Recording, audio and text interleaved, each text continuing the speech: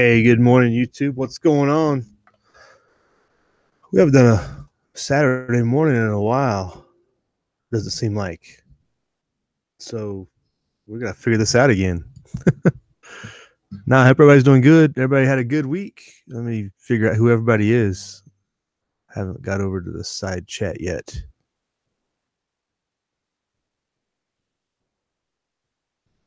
But we got your weather picked up for this morning. The weather pattern has changed drastically from what we had been used to a month ago. We've got quite a bit of rain throughout the whole country almost, not just the East Coast. We've got a little rain here and all up and down the Rockies, even some snow. So everybody's happy. Well, maybe not everybody's happy, but we shall see. Looks like we got Irish MC Vets with us. Good morning. Who's been getting some rain, or got some rain yesterday in particular.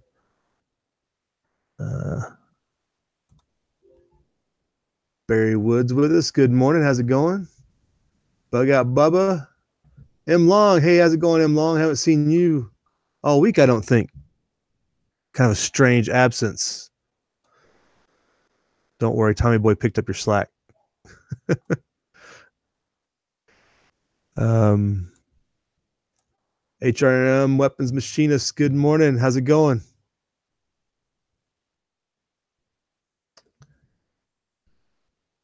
We're going to see hate all over the country today, says Tommy Boy. Tommy Boy's following the Kavanaugh hearings on pins and needles, I can tell. Just anxious to watch everything burn down. Well, if it's just DC they burn down, I think we would all win, right? It's a win-win for everybody. Billy Bird Outdoors, good morning. What's going on? And Wake Up Canuck, which there was a ton of snow up in Canada most of the week, and now it's gone. Those videos that were seen out of Calgary were pretty impressive for an October snowstorm. Oh, you've been sick long. Oh, yeah. It's that time of year everybody gets a little sickness or something, something goes around. It's just, that's the way it is. Just try to minimize your time out of action. That's about all you can do.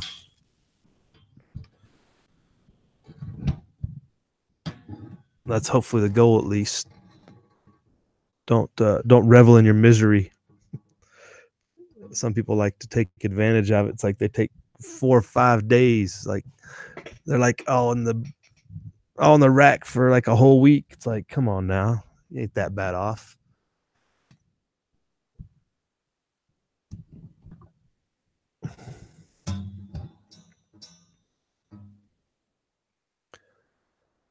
Oh, we got all kinds of people checking in, bent out of shape. Burn.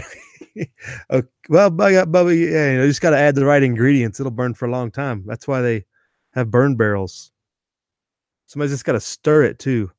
If we can keep somebody there to stir DC, it'll probably be all right. It'll burn quickly, probably.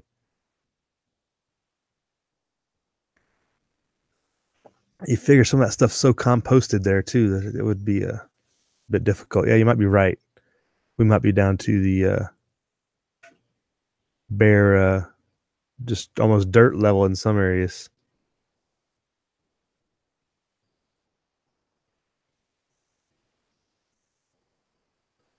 But anyway, that's your weather snapshot. What everybody's got going on in their area. You got your power washing done, Tommy Boy? That's good.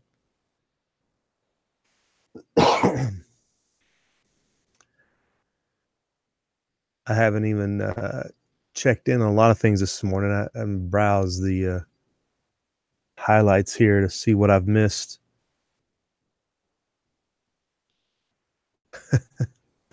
Yeah, so the big vote is today. Everybody's gonna be all excited, but yeah, the after effects could be quite drastic. I guess it's one of those things. If you're near an Antifa stronghold, you might want to watch out because things could get ugly.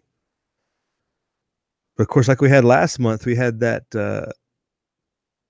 GOP office in Wyoming get busted into last month. You wouldn't think Antifa would have a stronghold there, but maybe they're just branching out.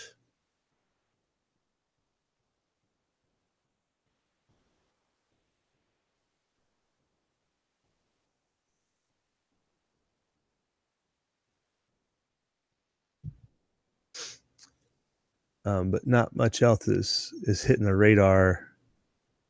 And I didn't hit a search yet this morning either. But while I'm doing that, I did find this interesting article in the Zero Hedge. Russia is saying U.S. killed dozens by bioweapon disguised as drug research. They know how to feed the interwebs conspiracy theories. I think that theory's already been out on the documentation of the different things they did in the South and whatnot back in the 50s and 60s is pretty well documented. I don't think they'd be telling anybody anything they didn't know. But this is more closer to Russia's home, it looks like.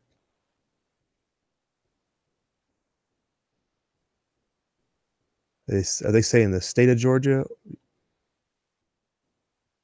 Yeah, they're saying the state of Georgia, the nation of Georgia, I should say.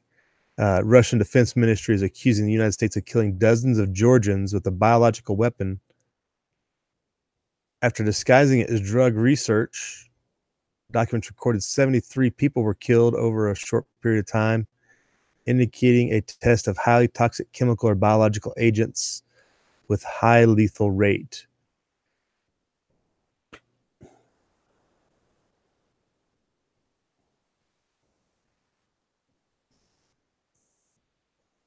Which is weird because we were trying to be partners with the Georgians. If you remember back during the early 2000s, I guess it was maybe the mid 2000s even, when we were worried about supposed Russian aggression and Bush was prodding them from Georgia and there was a new prime minister in Georgia or whatever, and we were about ready to send troops in, and it was a big mess. And that was another one of those things people keep bringing up, and then it kind of just went away. What time frame was that? Was that as early as 2003 or was it further along? Anyway, yeah, I thought they were our friends.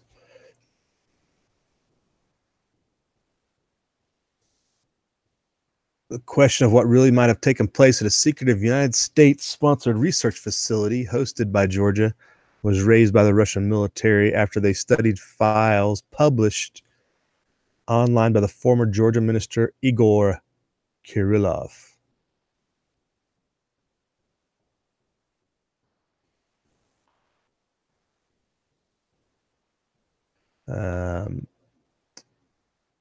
The documents relating to the secret lab were published last month by the former Georgia minister of security, who was also named Igor Giorgades. I don't know how to say that, but there's lots of Igors, I guess, over there. Who knew? Who says he obtained 100,000 pages of data pointing to questionable U.S. practices. Kirillov has doubts that the tests, which were carried out by Richard Lugar Center for Public Health Research near the Georgian capital, Tbilisi, and were said to involve clinical trials of a drug called Sovaldi, which is meant for the treatment of hepatitis C, were actually done on the drug. So he doubts the tests were actually done on that drug and they were testing something else. But the producer of the drug is Gilead Sciences, a California-based biomed firm that recruited former U.S. Defense Secretary Rumsfeld as a board member in 1988. Always the usual suspects, right?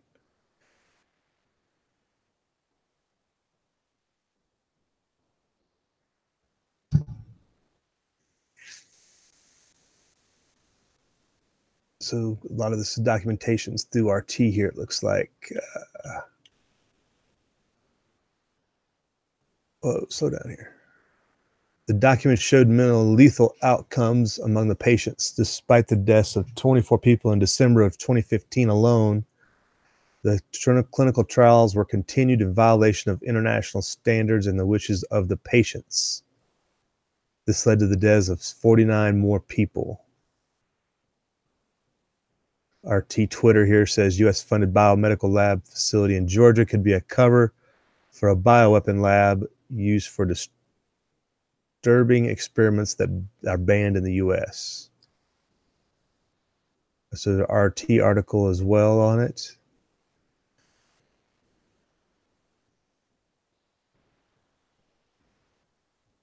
So a Pentagon spokesman responded, of course.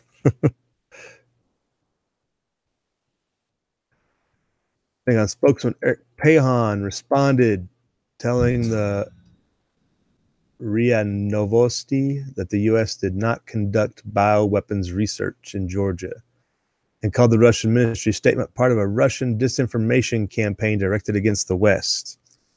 Of course, that's always possible. I'm pretty sure a lot of Americans trust America's government less than they trust the Russian government. That's scary, isn't it?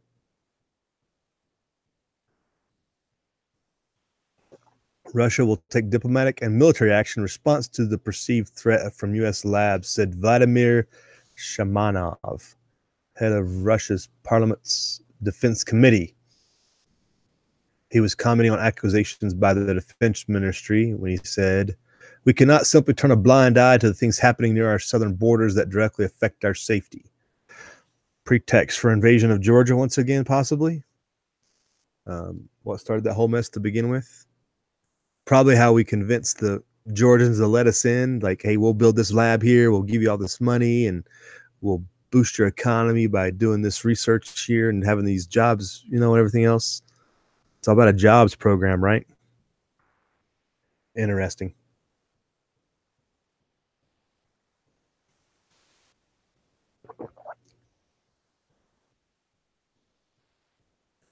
Hey, good morning, Walter Davis.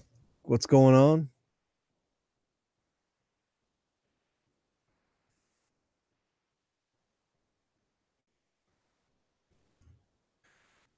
Have you met a lot of Georgians, Walter?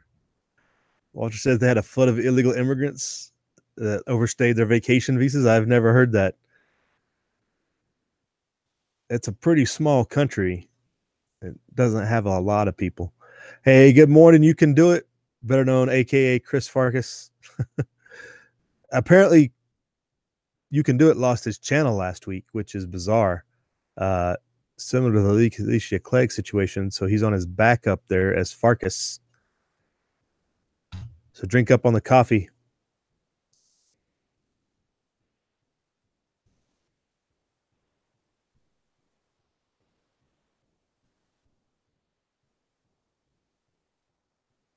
Conflict of cultures to help create the coming chaos.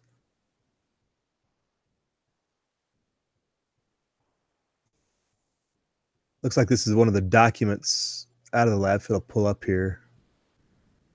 It's all in Russian, so I can't read it, but this is the RT infographic. It looks like about what was going on. It looks like some studies of the mosquitoes, which we were talking about yesterday, in the spread of different diseases. This has to go with that Zika thing we were talking about. Certain mosquitoes pass the Zika and other diseases better than different types. And I'm pretty sure these are the two that do. These are the really tropical versions that spread it widely throughout the southern parts of America. The Aedes albopictus and the Aedes aegypti, whatever they call them. That's what you see on all the flyers for like the Zika. And they got that other South American disease or Central American disease that came up, the chikungunya or something like that.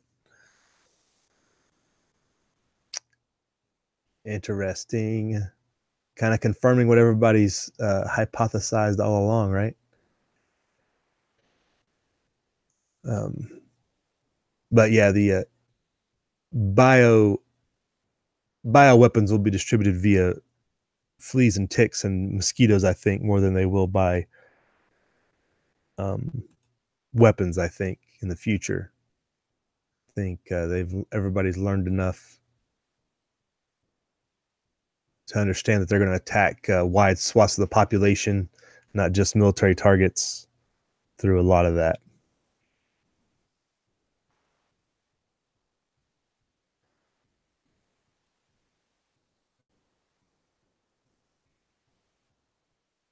Oh, Farkas says your boss deactivated your email account and that was what it was tied to? Really, they don't go to the backup? Man, that's kind of weird that they would just seems like it would still be there. Maybe there wouldn't be any activity on it. Maybe you'd have to go through some hoops to. It's weird they would just drop it. Walter Davis says they ended up in New Jersey scrubbing woodwork on the boat. Is that what? So Georgians took up all the woodworking boat scrubbing jobs?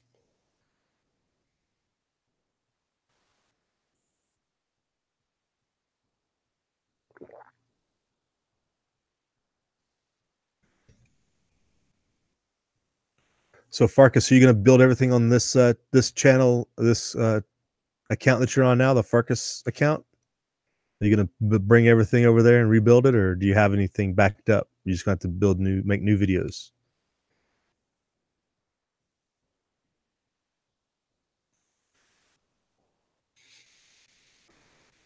Bug Out Bubba says he lost a neighbor to West Nile just last week. Really?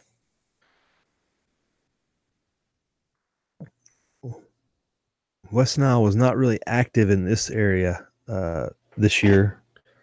I know they had like 2 cases nearby, or here in Carson. What was it? I remember seeing the art of the headlines. One story popped up if somebody had the West Nile. It was because they had visited somewhere and actually got it there, and then they found some in the actual like local mosquitoes or whatever. And then there's a couple more cases that popped up, but nothing severe like they've had in the past. The big thing about here is the horses. Everybody's concerned about their horses getting it.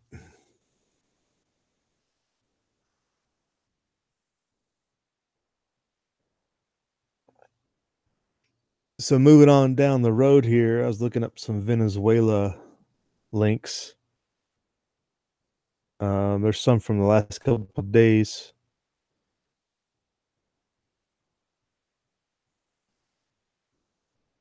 Looks like everybody's still kind of hands off, except for the Chinese, who are knee deep in it now. This is interesting. Here's a one from Al Jazeera that Venezuela is forming a migration force as thousands continue fleeing. They're a little bit late on that, I think. Everybody's pretty much left the country that's capable. I think the only migration force they're going to form now is to keep everybody in. Wouldn't that be the supposition or the concern?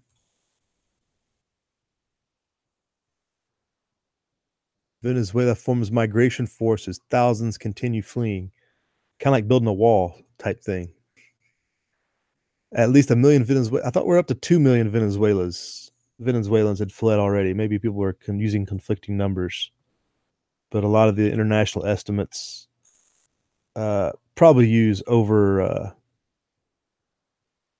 over the decade or whatever. Maybe the million is for the last year plus or something. But 2 million is a pretty commonly used number, I think, since for like the last 10 years.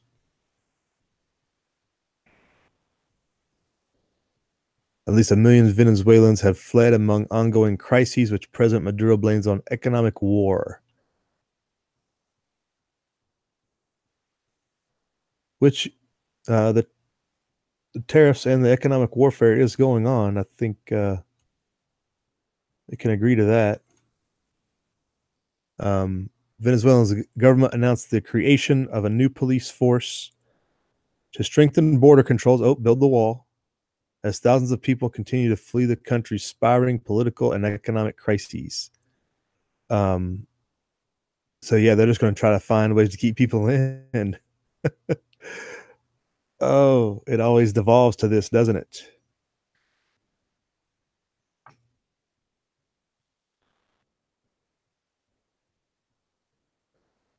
In a televised address on Friday, the vice president, not that anybody cares what his name is, but Delcy Rodriguez, said the new migration force will start taking control of Venezuela's 72 official entry and exit points immediately. Wait, were they not in control of their 72 entry and exit points before? I wonder how that works there. I wonder if this is just racism. It seems like the only charge we ever get when we take control of our points of entry is racism. But I guess you could just say it's totalitarianism because they're just going to try to keep people in it, I would imagine. I guess Vice President Delcy is a she. She added that the specialized force would reinforce the existing controls at ports, airports, and border crossings.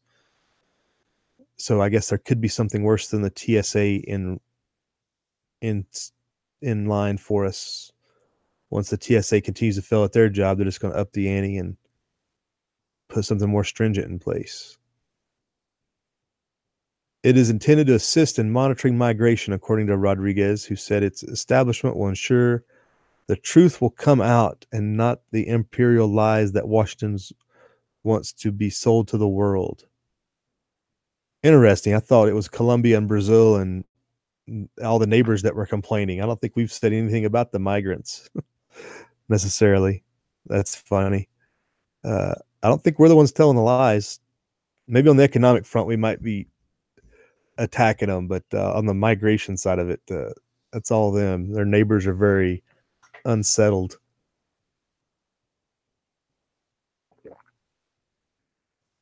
So they can definitely keep the migration numbers down when they start shooting people trying to cross the border, just like Cuba did.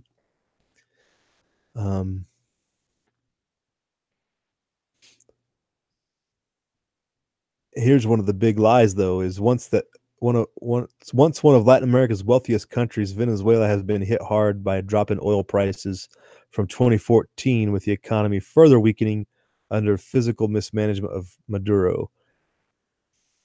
How come everybody else was able to absorb all these oil price drops, and manage?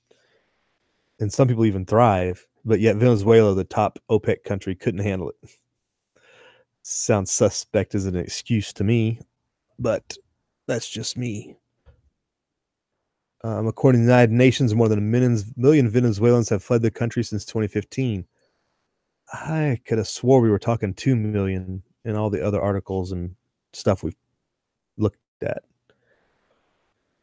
The influx has overwhelmed aid agencies, with forced new arrivals to set up makeshift tent communities in some parts of the capital of Bogota, Colombia.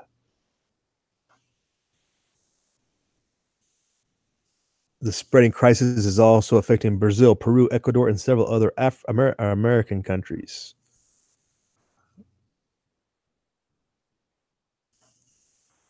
And they say American, that could be, I guess, they view North and South all in one big conglomerate. So Mexico, United States, and the rest of South America, Costa Rica, who knows?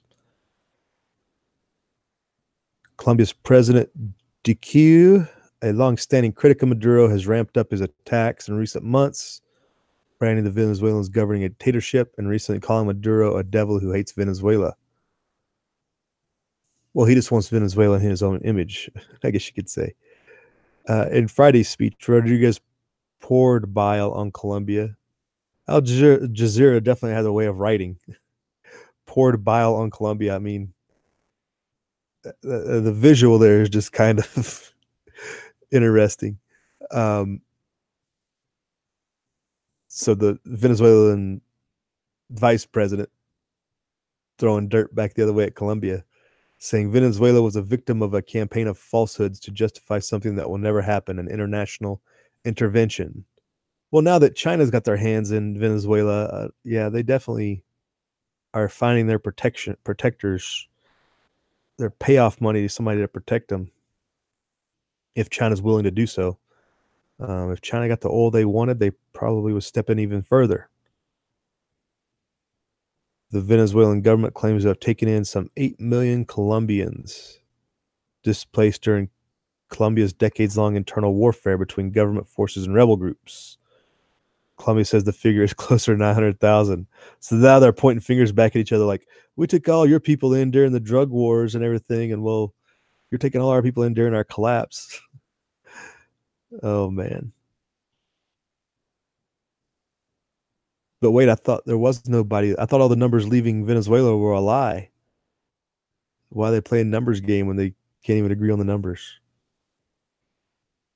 This part out. It's the comical level when the leaders are countering accusations to make each other look bad. When both of them are really in bad shape, really, in the bigger picture, I guess you'd say. This is the first time. So, I'm sorry, let me back up. Colombia is one of 7 countries that issued an unprecedented petition for the International Criminal Court on September 26 to investigate Maduro for crimes against humanity. It's the first time ICC member countries have asked for a probe into a fellow member. The investigation was initially proposed by Argentina, Colombia, Chile, Paraguay, and Peru, with Canada and France later adding their support. It's a unanimous decision, I guess you'd say, that things are bad.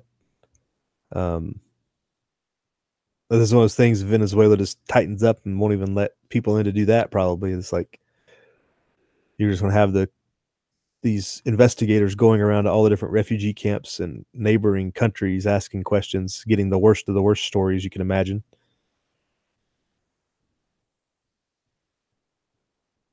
Maduro has denied any migration crisis, asking the UN to be more sincere in its figures. And I'm still waiting for the flood of Venezuelans to come through our southern border. I'm surprised there hasn't been a train of. I don't know what the deal is with that. I don't know if Colombia and Brazil are just doing a good job of absorbing them, comparatively speaking. But this is one of those things we see the Nicaraguan situation and others, but Venezuela doesn't seem to have produced the same wave. At least we haven't heard about it. At least we haven't. Nobody's reported on it. I guess maybe the case. We did have that case from the southern border. They arrested like 285 in one day or something, but they didn't say they were Venezuelans. They didn't. I don't think they gave their nationality, but you'd think Venezuelans would be offered refugee status potentially if they were to request it in the U.S. Maduro has denied any migration crisis, asking the UN to be more sincere in its figures. Is also rubbish claim. Yeah, the Al Jazeera tries hard to use certain English words, but I think they aim more towards British English than than American English. It's pretty apparent. We don't use bile a whole lot, and we don't use rubbish. He has also rubbished claims that the chronic lack of food and medicine in Venezuela has led to humanitarian crisis. He blames the situation on economic war being waged against Venezuela by the U.S. and other foreign powers. Nothing to do with the economic war he waged on his own people when he nationalized all the industries. In September, it was revealed that officials from the Trump administration held secret meetings with Venezuelan military officers to discuss plans to overthrow Maduro, which, if they were going to do, they had their prime opportunity when he went to China. That would have been the prime time to get that done. Let's see if this video has got the hold. It's more recent. Since this is a current story.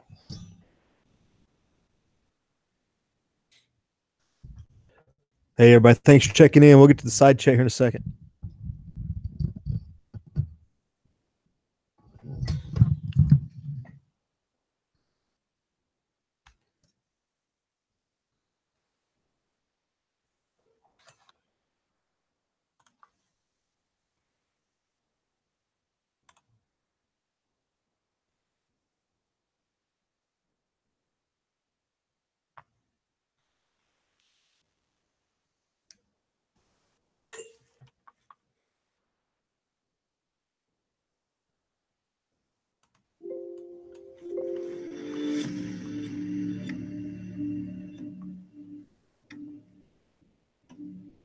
wow.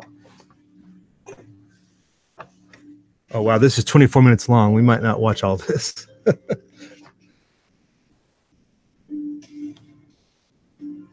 Hundreds of thousands of people are fleeing the country with the world's largest known oil reserves, Venezuela. Until 6 years ago, it was one of Latin America's most prosperous nations. But when the price of oil plummeted, the exodus began. First, the wealthiest class left by plane, followed by middle-class professionals. Now, with a hyperinflation rate that's almost impossible to measure, it's the turn of those who can only afford to leave by bus or by foot. And they're leaving in astonishing numbers, going south to other Latin American countries, to neighboring Colombia, where there's now an estimated 1 million Venezuelans, or Brazil and Ecuador, which are mainly stepping stones to Peru and Chile, if they can make it. According to a UN estimate, as of June, more than 2.3 million Venezuelans, many of them with no money at all, have left their own country. The largest influx of refugees in Latin American history poses huge problems for Venezuela's neighbors. Some countries have declared an immigration emergency and are making it more difficult for Venezuelans to enter. Yet the exodus continues. The first to leave were mainly opponents of the government. But now, those desperate to leave belong largely to the working class, the hardcore support base of the Bolivarian Revolution, initiated by the late former president Hugo Chavez. People like Olga Betancourt, 43-year-old hairdresser, cuts hair in what might once have been a cheerful unisex salon in a working-class neighborhood in the state of Miranda. These days, there's no running water, nor electricity in at least half of the now run-down salon. Hola, Olga, ¿cómo estás? But Olga doesn't plan to stay much longer. She's living with her elderly mother to save money and is trying to sell whatever she can so that she can leave behind the hardship and violence that she says has destroyed her family. Olga, you've had 3 children. What happened to them? Bueno, un accidente, murieron por accidente de atraco y otro fue que se metió una bala en la casa, él estaba dormido y lo mató a mi segundo hijo.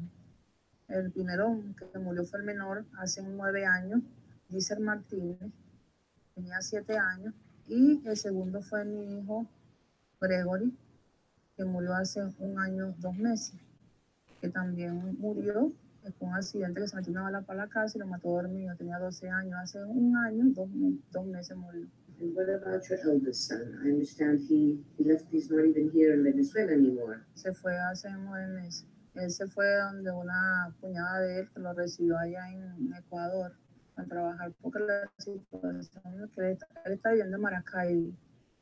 Estaba viviendo en Maracay por allá, pero le empezó a ir, las cuestiones económicas bajaron tanto que se tuvo que ir fuera del país, se fue a Ecuador. And what about you? I understand you too want to leave. Porque la situación de este país está tan difícil. Por más que tú trabajes, el dinero no te alcanza para nada, ni para comprar el material para trabajar, ni para comprar las herramientas para trabajar, porque vale un dineral. Ahorita yo fui al supermercado Supremo, a averiguar en cuánto vale el jabón de eso de lavar los corotos, pues, y eso. Y vale 12 millones de bolívares. How much do you make a day? Bueno, yo un día me puedo ganar 5 millones de bolívares. 5, 6 millones, 7 millones de bolívares. So half of our... Ajá. De esos 7 millones de bolívares, ¿sabes cuánto vale una caja de hojillas que trae 3 hojillas? Está en 6 millones 500. O sea, yo para comprar material... All right, we're going to move on here. Like I said, this is 20 minutes long, so we're not going to... But talking to people on the street there, if you caught that last bit, she earns 5 to 7 million bolivars a day. That's how much inflation is kicked in. You can't imagine that you're able to. I mean, how do you get that much cash going? I don't know that they didn't talk about the currency conversion, but they recently did that. Chopping the zeros off. I don't know if it's accounting for that or not.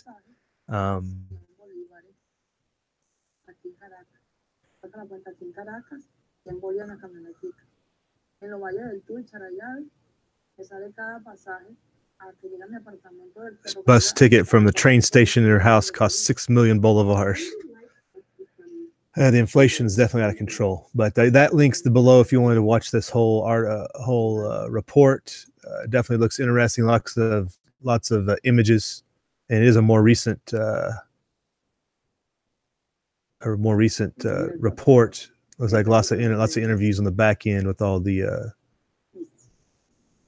So they talk to people on the street here. One thing we haven't heard about is like that first woman was talking about was the violence that's going on, where like she said, people were killed in her house when bullets were flying around. Like, we haven't heard a lot about that. We've heard stories about the food convoys getting overrun, and crime has went up, but the random violence has been that hasn't been reported on.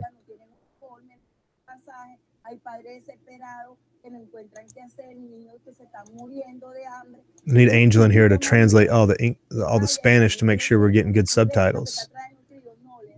It looks like they just do a lot of man on the street interviews with different groups to the end.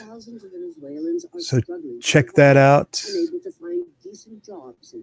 Definitely, they're making it the human interest story. Here's another video, 48 minutes long, the battle for Venezuela. But another prime example, if you want to watch SHTF take place on the international stage, this is a prime example of how it could go down. And we talk about the everybody executing their bug out plan there. Like, is this one of those cases where you don't want to be one of the few ones left behind when the government goes rounding up people to try to put to work and try to get things done?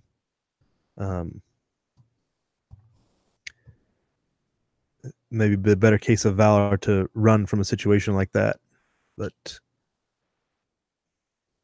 we should see. Check in on the side chat. Dad on YouTube checked in. Good morning. What's going on? Let's see how far back I can go here.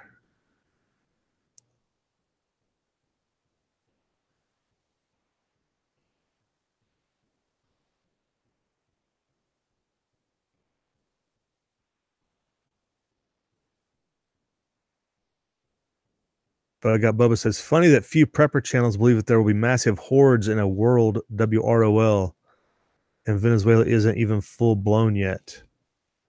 Yeah, I don't know how it could get much worse though, too, Bubba. You know, it's like it seems like it's going, you know, in streams, but not they're clamping down on these exit and immigration points of entry. It might get worse, or it might be too late too for anybody to leave at this point. They're going to clamp down, it looks like, on a lot of that. But depending on the situation and the lack of information, people are going to run when they're fearful. I think that's the key to they're gonna leave when they have to. Because even like we talked about in the Bob discussion, it's like at some point you're probably gonna have to leave, even if you do bug in. At some point you're gonna run out of resources. You're gonna get overwhelmed security wise, depending on what's going on. But bugging out will probably eventually happen. Even if you do have a good bug in situation, it'll probably run out at some point, unless you're able to everything works out for you, because between resources and security, some of those are going to run out eventually, more than likely. And as a situation continues to deteriorate, or just like you say, the hordes eventually leave the city, like your nice secure place could become unsecure real quick, depending on which horde comes your way.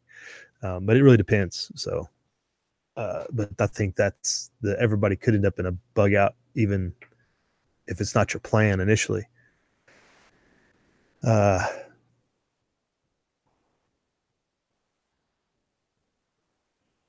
Dad on YouTube checked in.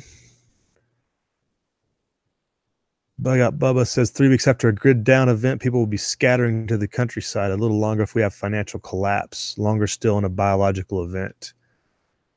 I guess it just depends on fatalities to a lot of that degree on your biological event side. A lot of widespread disease. People are going to see cities as a haven for treatment too, though, in a biological scenario. If you get widespread, I don't know, name your disease, people might actually be flooding into cities to get treatment or to get better treatment. They perceived better treatment. So that might be a consideration on that. Now, if it's a weaponized biological event, cities will probably be the targets, and the countryside might be a little safer. But in a natural, pseudo-natural pandemic event, the cities might actually be overrun. People trying to get in to cities or towns near hospitals to get treatment. That might be a reverse effect, at least initially.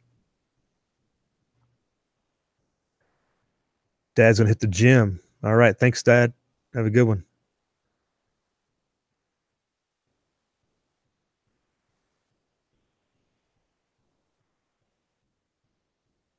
Walter Davis says he has a business plan for the boat as a copy of the Joe Kennedy plan for anchoring off the coast in international waters with valuable products people want.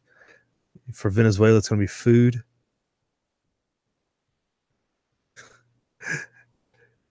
So you got a boat, Walter? You're going to cruise down and just sell food from your boat off the coast of Venezuela? There's probably somebody already enacting that. What's those? They got those small island countries off Venezuela there, and you got, I'm sure there's neighboring countries that are smuggling. They were talking about how people were smuggling oil out of the country, or gas, because of the cheap prices. So they were going to raise the price of gas in the country so people couldn't smuggle it out. But that only hurts your own people in trying to buy the gas. It's like a catch-22 there at that point.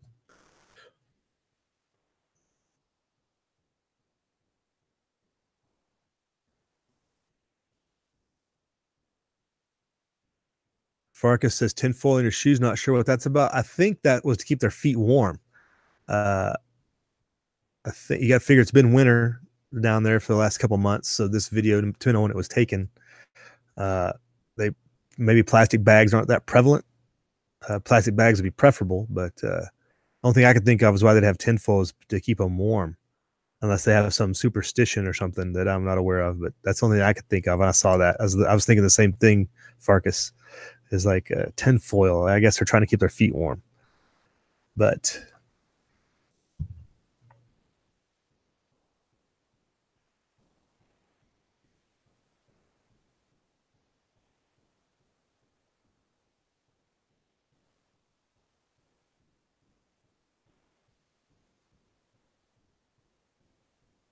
Bubba says he's seen vids of Venezuela of obese, starving people.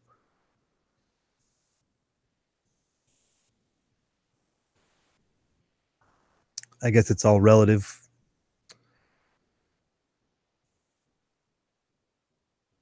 All right, Farkas, have a good day. Have a good breakfast. Right on. Walter's got a boat. That's Walter's bug out plan, to get on the boat and go to Venezuela.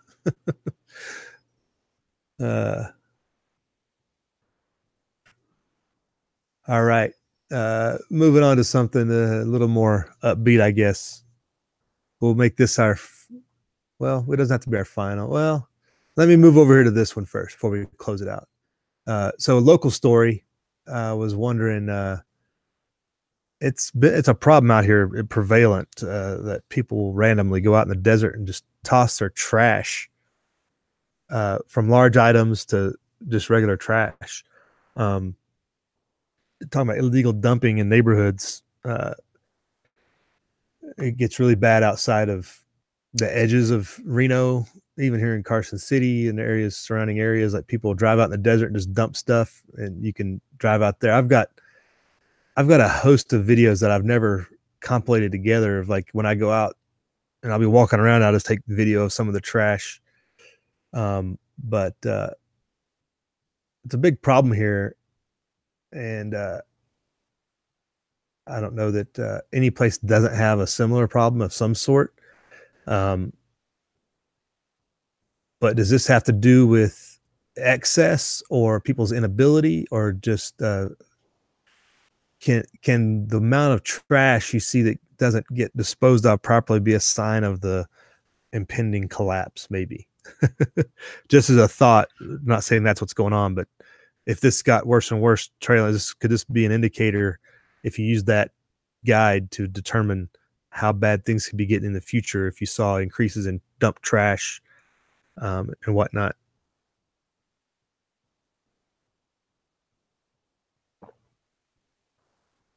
Because right now people pay for trash service for the most part, but if it become something where people become unaffordable, that they start just taking care of it themselves and dumping it, or would maybe, especially here, people go out and burn it, maybe causing fires, wildfires and stuff. People dump some of this most ridiculous stuff. You find whole sofas out in the middle of nowhere. Here they list our common areas that are nearby. This is nearby Reno, at least. This article's focused on Reno, but really it's a regional issue. And really, you can drive out there and just find a place and you won't even know it's there until you like drive right on top of it. Here's an example of somebody just dumping huge load of waste. I know there was a big problem back in the housing boom where some of the contractors would just take their refuse and dump it out in the desert too, because they didn't want to pay the dump fees to dump what was ever left over from building the houses or whatever. That kind of got nipped in the bud, but it's a big problem. And I was just thinking, like, imagine how much worse it could get in a collapse scenario with all the hazards that go with that.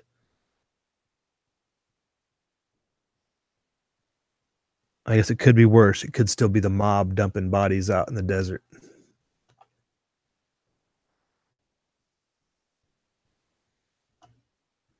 But really, it's not. It's like $15 to go to the dump, and dump a load of trash. In Carson City, you think you go to the dump for free in Carson if you live here. And then there's the, it's not free. I should say you can only go to the dump in Carson if you have a Carson address. Yeah. And they charge you by the pound or whatever. It's relatively inexpensive though.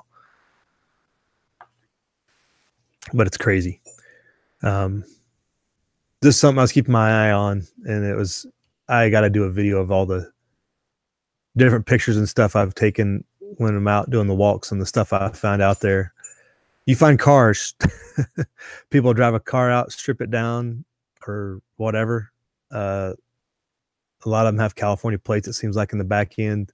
It seems like the sheriffs never can track down where they came from. It's hard to get them removed because to get a tow truck back in some of these areas is hard. But just a thought on our end of what's going on out here. If anybody sees similar problems in your area, what does that really mean? Is it an economic problem or just a bad people problem?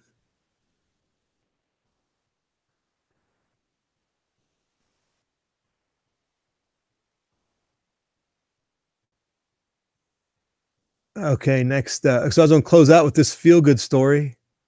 You never know what you're going to be walking on. So a meteorite was used for a doorstep on a Michigan farm for decades. It was worth $100,000. You never know what you're going to be walking on, right? I was thinking maybe this is where ZPD Survival's at. He's got his cashed in his meteorite. He's moving on. So a rock that was used for a doorstep at a Michigan farm has been identified as a meteorite valued at about $100,000. Central Michigan University says Thursday that the 22.5-pound space rock was recently identified by the Department of Earth and Atmospheric Sciences Professor Dr. Mona Lisa Serbescu after the owner brought it to her out of curiosity. Did they give us a photo? Okay, here's a photo of it down here. Cool. The Grand Rapids man was apparently inspired to investigate after seeing news of meteorite hunters finding shards and selling them for thousands of dollars after a meteorite sighting in January. Chunk of iron and nickel was later valued at $100,000 after the Smithsonian Institute verified the find. The rock was initially used as a doorstop in the Edmore area for several decades after a farmer recovered it sometime in the 30s. Turned out to be Michigan's 6th largest meteorite. 12 have been found in the state. So there's a picture. You can definitely tell that's an iron-like metal rock. The new owner came into possession of the meteorite after the farm was sold in 1988. You never know where you're going to find your cash out, right? That was a pretty cool story, I thought. I think I need different pictures of it, but it's pretty big, good, sizable rock, bigger than a softball. Imagine that thing had to make an impact when it hit. You would think, like the noise and everything from it, moving that fast. Of course, back in whenever it hit, it might not have been anybody around. Some farmer probably dug it up in the 30s.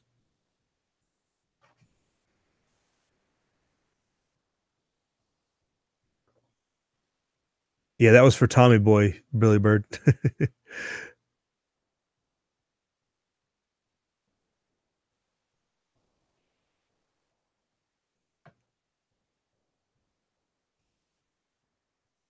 You got a missing persons, HRM says, nearby.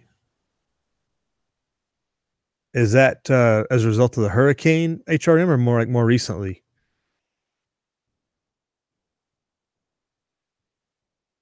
Seems like every week there's a different people go missing for various reasons, get found or not found for various reasons. A lot of, I don't know, it seems bizarre stuff in a lot of respects.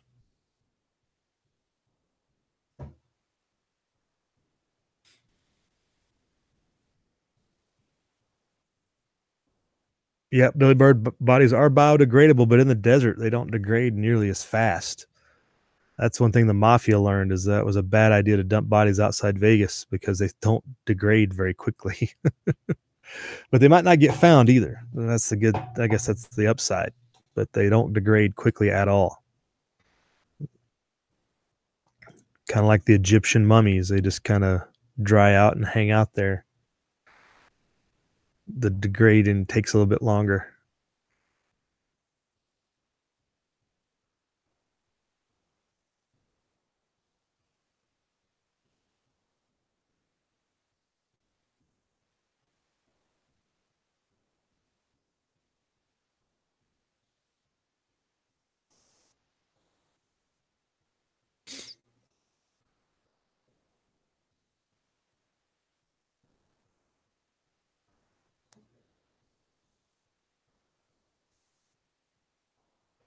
Bubba says, same here on the trash issue. I fill a 28 cubic yard dumpster weekly. Dump fees are ridiculous. Many just stack it in their own yard, right? Yeah, that usually gets the county after you if you start dumping trash in your yard, though. That's not a good approach either. That usually gets the county after just as bad as if you were to dump it out in the desert. But the dump fees here aren't that bad. I mean, you could take a pickup load for a fairly reasonable price. And like I said, depending on the weight when you go to the dump is a bigger factor. But I think the bigger problem is TVs. Nobody takes TVs anymore. You see the old tube TVs are basically junk. Nobody wants them. Nobody will buy them from you. You can't put them on Craigslist. And people just take those and dump those. You find a lot of those out in the desert. The old tube TVs, the 90s and earlier, before the flat screens came out. Nobody wants them. And they're really not useful. So people just take them out and dump them. The dump won't take them. They don't recycle. So it's like you have to pay somebody to take them off your hands, kind of like the same with refrigerators. You have to pay somebody to take them off your hands. There used to be an exchange program here with a power company where you could trade in they would pick up your old refrigerator and recycle it for you. And now they don't even do that.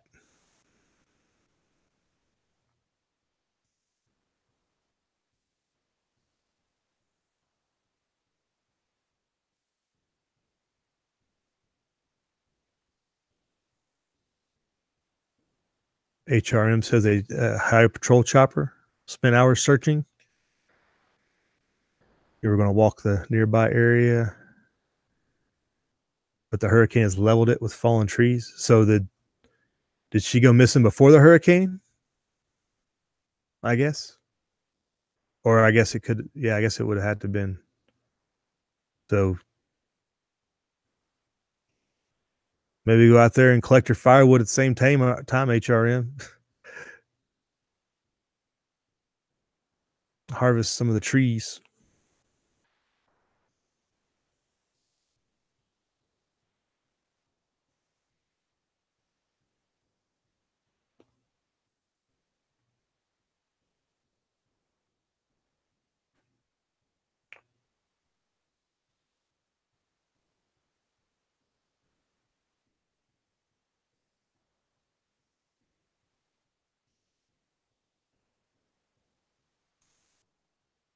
Oh, she's been missing for a month. Oh yeah, that'd make it rough. Harder to find now, probably after the hurricane, unless it uncovered where she was. If she did it, she was indeed dead. So many things point to abductions being tied to human trafficking nowadays. No matter where you are, especially like you say, if you have blue eyes. Blue-eyed females are in high demand in many different places.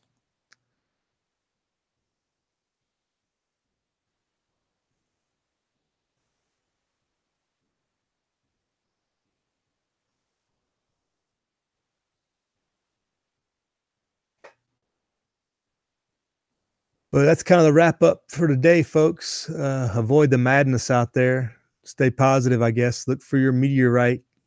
See what you can cash in on.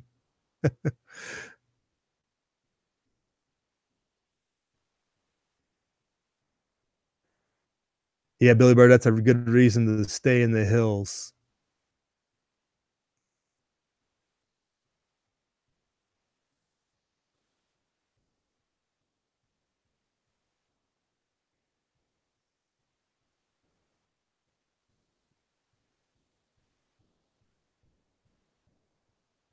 This is an interesting story out of Texas off the Drudge. I just pulled up.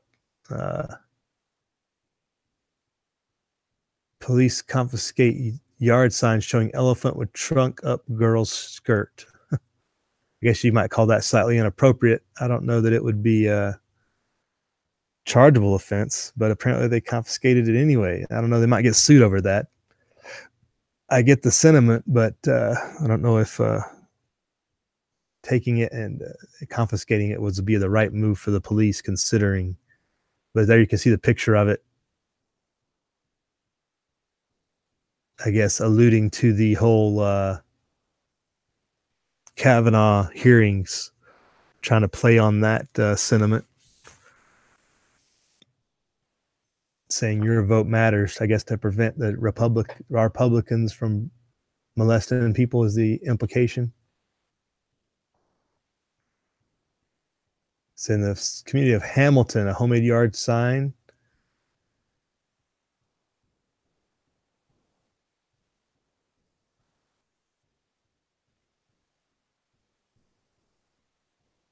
They put it on Twitter, it looks like, to say what was inappropriate. I bet you somebody gets sued over that. I almost bet the Democrats or whoever put it up is going to sue the state for freedom of speech. I can almost guarantee it. Anyway, we'll leave that alone. If you're in Texas, watch out.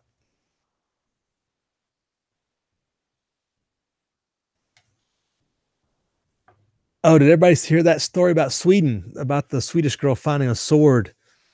That's been fairly humorous. Some of the memes and reaction that's come out of that. That was an interesting story. Everybody's comparing it to the Monty Python skit. To ship in swords, the means of government. That's funny. But an 8-year-old girl pulls an ancient sword from a Swedish lake. Everybody immediately went to the Monty Python skit about establishing forms of government. But a pre-Viking era sword is about 33.5 inches long, found in a sheath made of wood and leather. It's thought to be over 1,500-year-old. I mean, it predates the Vikings. That's pretty impressive. It's being searched for other ancient artifacts. And her name is Saga, which everybody thought was very Viking-esque. And so she's now been declared the Queen of Sweden, by the internet at least.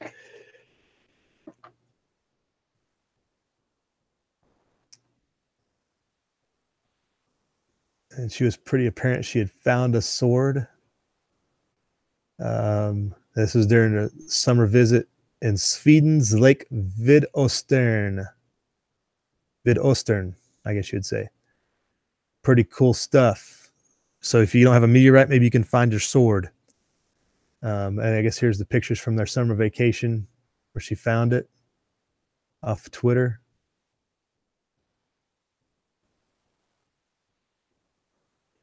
Oh, interesting story. The Van Eycks, who moved about a year ago from Minnesota to Sweden to be closer to family, had to keep the sword a secret for about 2 months until the museum announced the find this week. So they were from, I guess they were Swedish Minnesotans and moved back to Sweden.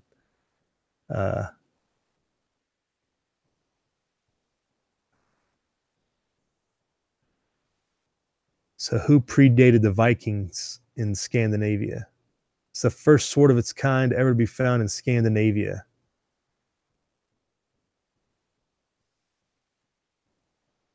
My summers were never this exciting.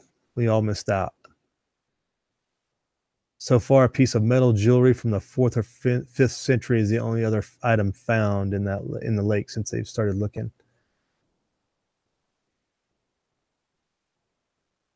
Moved from Minnesota, found a sword, become Queen of Sweden. There you go.